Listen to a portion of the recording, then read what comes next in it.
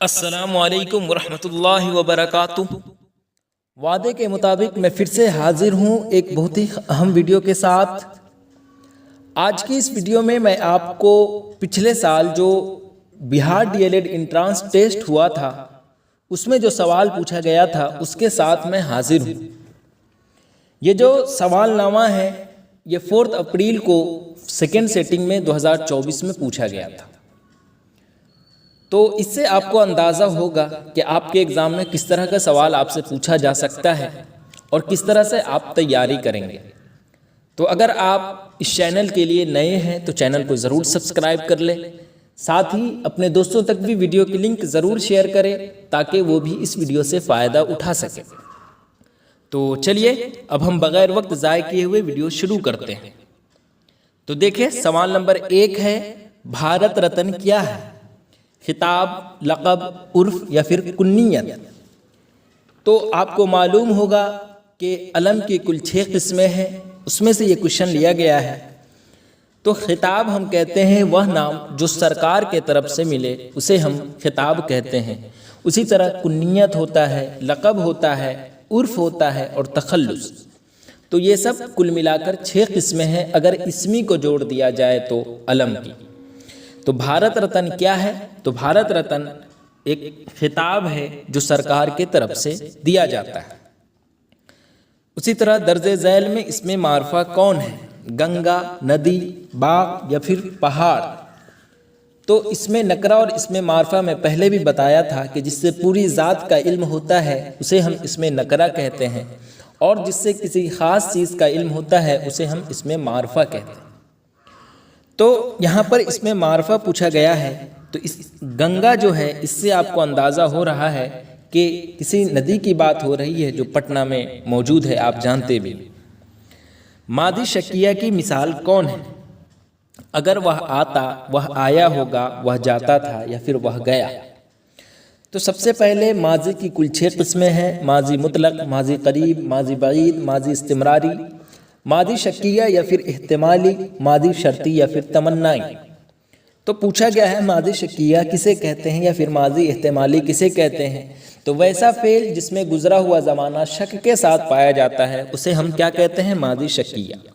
تو اب آپ ان جملوں میں دیکھیں کہ کس جملے میں جو ہے وہ شک پایا جا رہا ہے۔ تو آپ آپشن بی میں دیکھیں، وہ آیا ہوگا، اس میں کنفرم ہے نہیں کہ وہ آیا یا نہیں، اس میں شک ہے، تو اسے ہی ہم ماضی شکیہ کہتے ہیں۔ آگے ہے سوال نمبر 4 کہ سہیل عظیم آبادی کی پیدائش کب ہوئی؟ جی ہاں، سہیل عظیم آبادی کی آپ کے نصاب میں ایک افسانہ ہے بھابی جان، وہی پڑھنا ہے، وہیں سے یہ کوشچن لیا گیا ہے۔ تو سہیل عظیم آبادی کی پیدائش کب ہوئی یہ پوچھا جا رہا ہے۔ تو 1911 عیسوی میں جو ہے وہ پٹنہ میں ان کی پیدائش ہوئی تھی اور 1980 میں یہ انتقال کر گئے تھے۔ تو آپشن بی صحیح ہے۔ لطف الرحمن کی پیدائش کب اور کہاں ہوئی؟ 2 کوشچن ہیں یہاں پر، تو وہی پروفیسر لطف الرحمن جن کا آپ کے نصاب میں ایک مضمون ہے اردو ڈرامہ نگاری اور آغا حشر۔ تو لطف الرحمن کی پیدائش جو ہے وہ 1836 میں ہوئی تھی، لیکن 1836 میں ان کی 1941 میں ہوئی تھی، ہے نا؟ 1941 میں چھپڑا میں ہوئی تھی، 1836 میں نہیں۔ 1836 میں نذیر احمد پیدا ہوئے تھے۔ تو لطف الرحمن کی پیدائش جو ہے وہ 1941 میں چھپڑا میں ہوئی اور بنیارپور ایک قصبہ ہے وہیں۔ آگے دیکھیے نذیر احمد کب پیدا ہوئے؟ تو نذیر احمد جو ہے وہ 1836 میں پیدا ہوئے، جی ہاں۔ تو 1836 میں یہ ضلع بجنور کے افضل گڑھ میں ایک پڑگنا کی بستی کوڈیٹر ہے، وہیں یہ پیدا ہوئے تھے، اور 1910 میں جو ہے یہ ان کا انتقال ہوا۔ سہیل عظیم آبادی کی پیدائش جو ہے وہ 1911 میں ہے اور نذیر احمد کی وفات جو ہے وہ 1910 میں ہے۔ اس طرح سے آپ یاد رکھیں گے تو آسانی رہے گی۔ آگے ہے احتمالی یا شکیہ فعل کی کون سی قسم ہے؟ جی ہاں، تو ابھی جسٹ میں بتایا ہوں کہ فعل ماضی کی کل 6 قسمیں ہیں، اسی میں سے ایک قسم جو ہے وہ ماضی شکیہ یا احتمالی ہے، اس لیے اس کا صحیح جواب ماضی ہے۔ نوشاد اب تک ڈیش یعنی خالی جگہ کو ایسے مناسب الفاظ سے پر کیجئے کہ فعل نفی کا صیغہ بن جائے۔ اب فعل نفی کا صیغہ بن جائے تو سب سے پہلے آپ کو فعل نفی کے بارے میں جاننا ہوگا۔ تو دیکھیں ایک ہوتا ہے فعل نفی اور ایک ہوتا ہے فعل مثبت۔ اب اگر یہ دونوں آپ کو معلوم ہوگا تو پھر آپ آسانی سے یہ کوشچن حل کر لیں گے۔ تو دیکھیں فعل نفی ہم اس فعل کو کہتے ہیں جس میں کسی کام کے نہ کرنے کا یا نہ ہونے کا ذکر ہو۔ یاد رکھیں کہ اس میں نہ کرنے کا، نفی کا مطلب ہی ہے نہیں کرنا، تو نہ کرنے کا یا نہ ہونے کا ذکر ہوتا ہے، اسے ہم کیا کہتے ہیں؟ فعل نفی کہتے ہیں۔ اور فعل مثبت کسے کہتے ہیں؟ تو اس کا جسٹ اپوزٹ، جس میں کسی کام کے کرنے یا ہونے کا ذکر ہوتا ہے، تو اسے ہم کیا کہتے ہیں؟ فعل مثبت۔ اب اسے ہم مثال کے ذریعے پہلے سمجھتے ہیں۔ ہم نے کہا حنا نے نماز نہیں پڑھی، تو اس میں کیا ہو رہا ہے کہ اس میں نہ کرنے کا ذکر ہو رہا ہے۔ اگر ہم نے کہہ دیا کہ حنا نماز پڑھی تو اس میں کرنے کا حکم ہو رہا ہے۔ تو اگر ہم نے کہہ دیا کہ حنا نے نماز نہیں پڑھی تو یہ کیا ہو جائے گا؟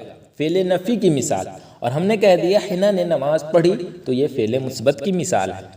تو اس طرح سے نوشاد اب تک، اب یہاں پر ڈیش خالی جگہ کو ایسے مناسب الفاظ سے پر کیجئے کہ فعل نفی کا صیغہ بن جائے۔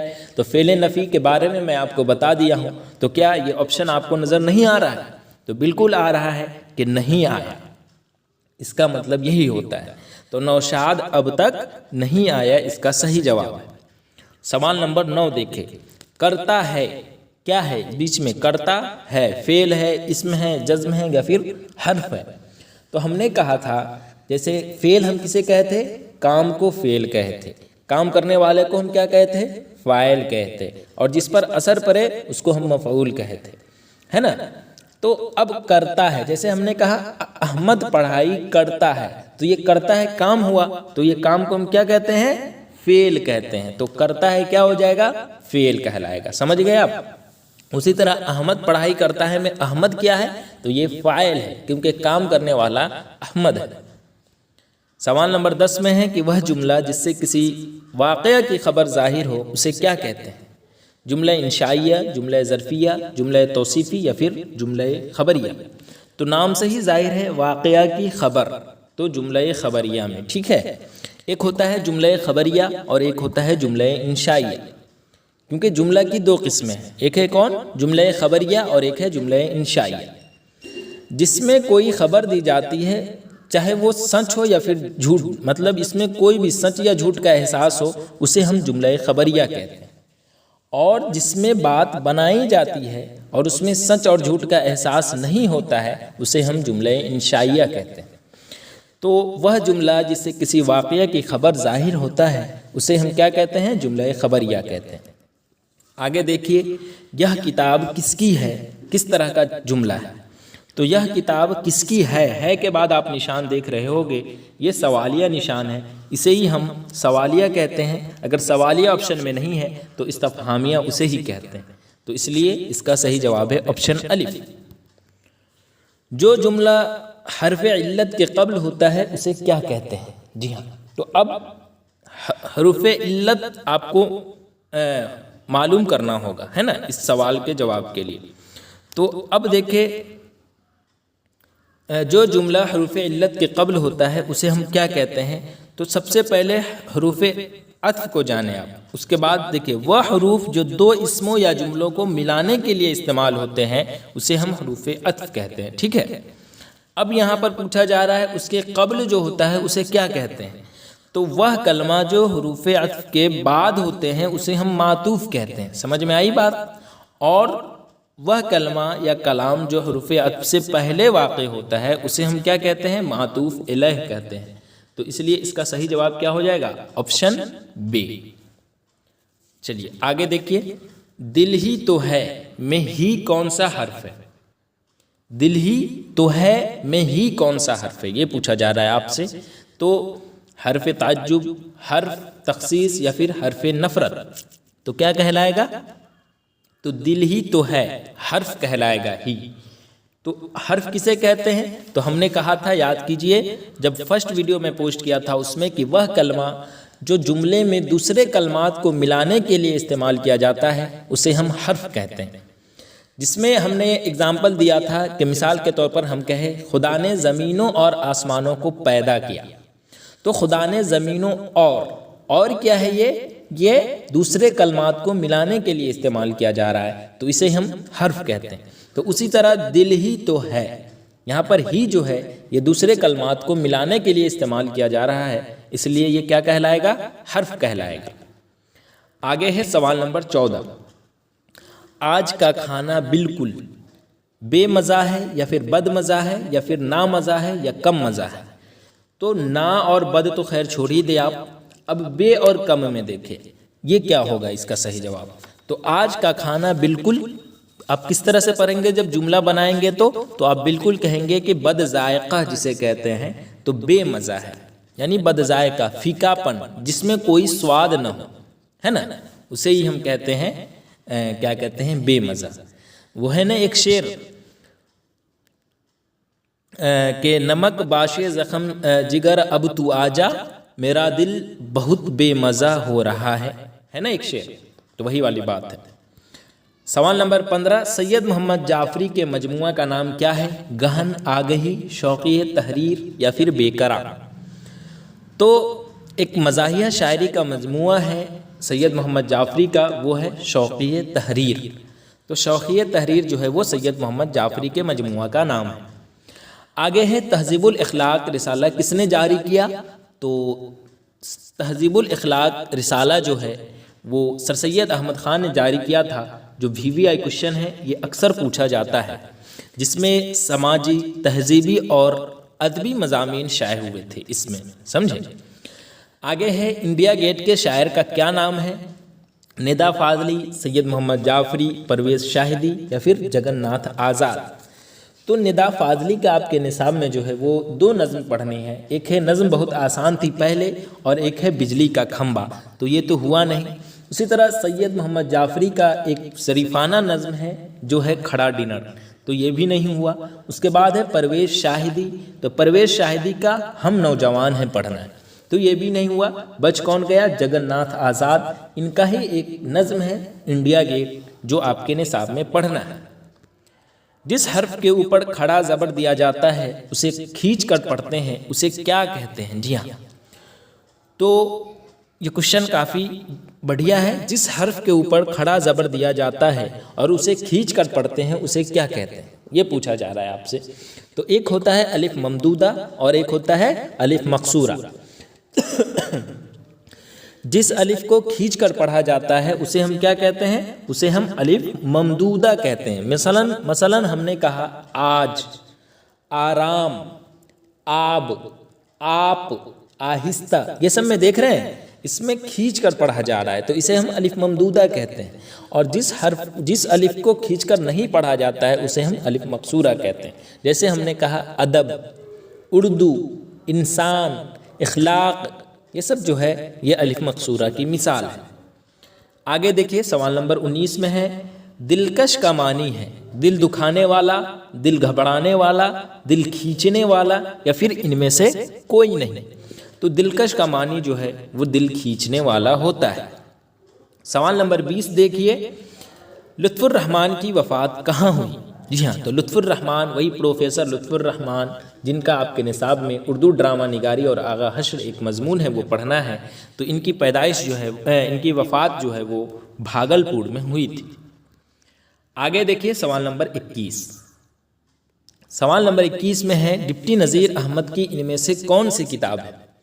جتنا آسان کوشچن آپ سمجھ رہے ہو اتنا آسان یہ کوشچن نہیں ہے، کیونکہ اکثر بچے اس سوال میں غلط ضرور کیے ہوں گے، کیونکہ اس میں سب دیکھتے ہی کوشچن کو نذیر احمد کی کہانی پر نشان بچے لگائے ہوں گے، جو بالکل غلط ہے۔ ڈپٹی نذیر احمد کی ان میں سے ناول جو ہے وہ توبۃ النصوح ہے۔ نذیر احمد کی کہانی کچھ میری کچھ ان کی زبانی جو ہے وہ ایک خاکہ ہے جس کے مصنف مرزا فرحت اللہ بیگ ہیں، جو کلاس 12 میں پڑھنا ہے۔ تو بچے نذیر احمد کے بارے میں پوچھا گیا کہ ان کے ناول کا کیا نام ہے، تو ان کا نام دیکھ کر ہی بچے جو ہے نا وہ اس پر نشان لگا دیتے ہیں، جو بالکل غلط ہے۔ یہ ایک خاکہ ہے جس کے مصنف مرزا فرحت اللہ بیگ ہے۔ توبۃ النصوح ایک ناول ہے جن کے مصنف جو ہے وہ ڈپٹی نذیر احمد ہے۔ ان کے اور بھی ناول ہے جیسے امراۃ العروس، رویائے صادقہ، یہ سب نذیر احمد کا ناول ہے۔ اردو کے پہلے ناول نگار بھی نذیر احمد ہی کہلاتے ہیں، اور ان کا پہلا ناول کا نام جو ہے وہ امراۃ العروس ہے۔ आगे देखिए सवाल नंबर 22। मरसिया के लग़वी माने क्या है? किसी की मौत पर रोना, मरने वाले की तारीफ करना, या फिर किसी की मौत पर इजहार गम, या फिर इनमें से सभी।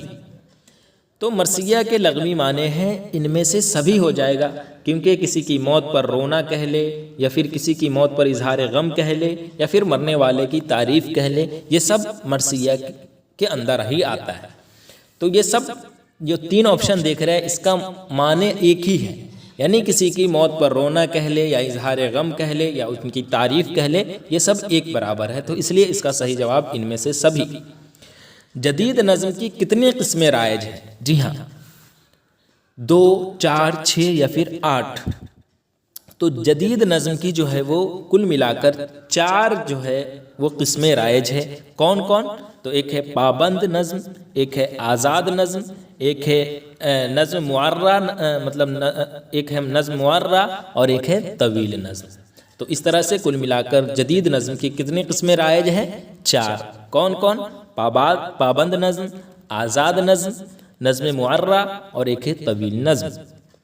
सवाल नंबर 24 में है, मौलवी सैयद मकबूल अहमद समदानी के नाम ख़त किसने लिखा?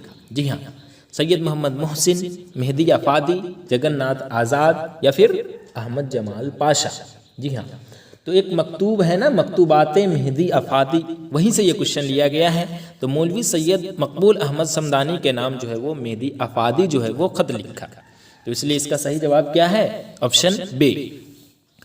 उसके बाद आगे देखिए, लफ्ज़ मज़मून के क्या माने हैं? करके दिखाना, जमा करना, या फिर तहरीर करना, या फिर बांधना। तो लफ्ज़ मज़मून के मानी जो है वो तहरीर करना के होते हैं। तो इस तरह से 4 अप्रैल को जो सेकेंड सिटिंग में क्वेश्चन पूछा गया था वो सारे क्वेश्चन को मैं हल कर दिया हूँ। अगर आपको अभी भी किसी भी सवाल में डाउट है तो आप कमेंट कर सकते हैं। साथ ही टेलीग्राम का लिंक जो है वो डिस्क्रिप्शन में दिया गया है, आप वहां जुड़कर हमसे राब्ता कर सकते हैं। तो चलिए आज के लिए बस इतना ही, फिर मैं एक अहम वीडियो के साथ ज़रूर हाजिर रहूँगा। तब तक के लिए अल्लाह हाफिज़।